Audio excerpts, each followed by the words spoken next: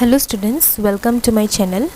HS second year or biology chapter number 2 আমি already start কৰিছো এটো হৈছে আমাৰ 9th number class. So students, আজিৰ ক্লাছটো তোমালোকে পঢ়িবলৈ পাবা গৰ্ভাধানৰ বিষয়ে fertilization. Okay, এটা গৰ্ভাধান মানে কি পুংজনন কোষ আৰু স্ত্ৰী জনন কোষৰ মিলনকে গৰ্ভাধান বুলি কোৱা হয়. পৰাগৰেণু গৰ্ভমুণ্ডত পৰাৰ পিছত গৰ্ভমুণ্ডৰ পৰা ওলোৱা এবিধ ৰসত অংকুৰিত হ'ব. Okay, অংকুৰণৰ সময়ত অন্তঃষ্টকটো বহিষ্টকত থকা ছিদ্ৰয়েদি নলিকা আকাৰে ওলাই আহি গৰ্ভদণ্ডয়েদি আগবাঢ়ি যায়. পূৰ্ণ বিকাশ লাভ কৰা পৰাগৰেণুত এটি জননক্ষম কোষকেন্দ্ৰ আৰু এটি নলিকা বা দৈহিক কোষকেন্দ্ৰ থাকে.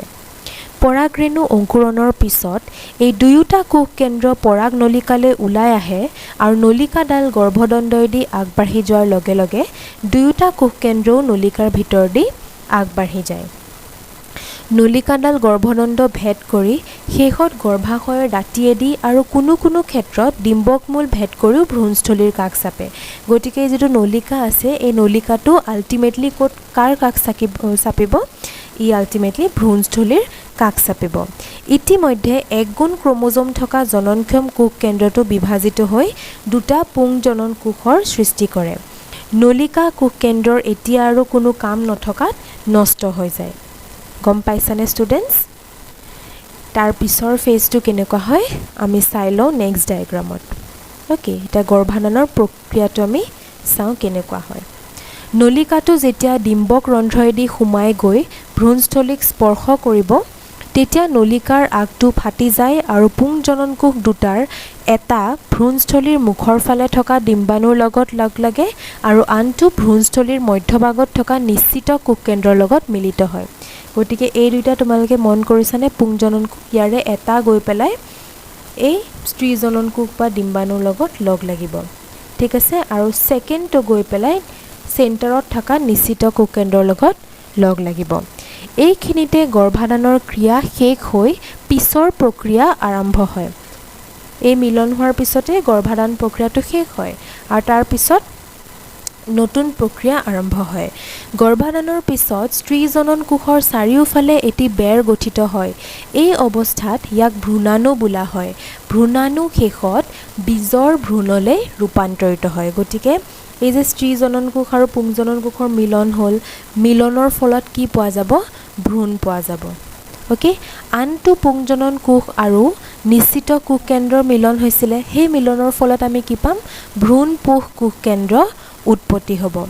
ভ্ৰূণ কোষ কোষকেন্দ্ৰৰ পৰা বীজৰ ভ্ৰূণ কোষৰ বিকাশ হয় আৰু এই ভ্ৰূণ কোষ কোষকেন্দ্ৰই পিছলৈ কিহৰ সৃষ্টি কৰিব?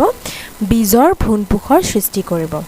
অ'কে ষ্টুডেণ্টছ, এতিয়া আমি চাওঁ এটা প্ৰচেছ যাক কোৱা হৈছে ডি গৰ্ভাধান বা ডি নিষেচন.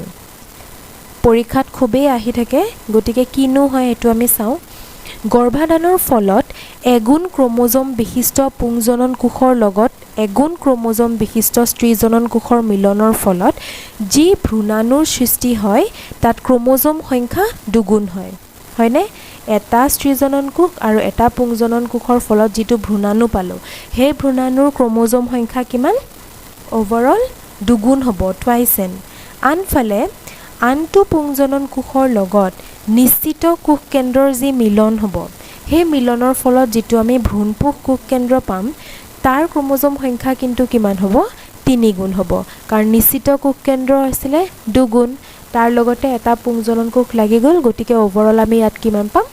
3 গুণ পাম. এনেকৈ ডিম্বকৰ ভিতৰত এবাৰ স্ত্ৰী জনন কোষৰ লগত আৰু এবাৰ ভ্ৰূণপোষৰ লগত বেলেগে বেলেগে দুটা পুংজনন কোষৰ মিলনক ডি গৰ্ভাধান বা ডি নিষেচন বোলা হয়. অ'কে, নিষেচন বা মিলন যিহেতু দুবাৰ হৈছে গতিকে গোটেই প্ৰচেছটো কোৱা হৈছে ডি গৰ্ভাধান বা ডি নিষেচন বুলি. আৰু এই প্ৰক্ৰিয়াটো হৈছে গুপ্তবীজী উদ্ভিদৰ এক বিশেষ চৰিত্ৰ. অ'কে ষ্টুডেণ্টছ, চ' এইখিনি আছিল তোমালোকৰ গৰ্ভাধানৰ বিষয়ে. মই যিমানখিনি কথা বুজালোঁ তাৰ পইণ্টছখিনি বা নোটছখিনি ইয়াতে দিয়া আছে. তোমালোকে ভিডিঅ'টো পজ কৰি লৈ নোট ডাউন কৰি ল'ব পাৰা. ঠিক আছে? অ'কে, আই হোপ তোমালোকে বুজি পাইছা.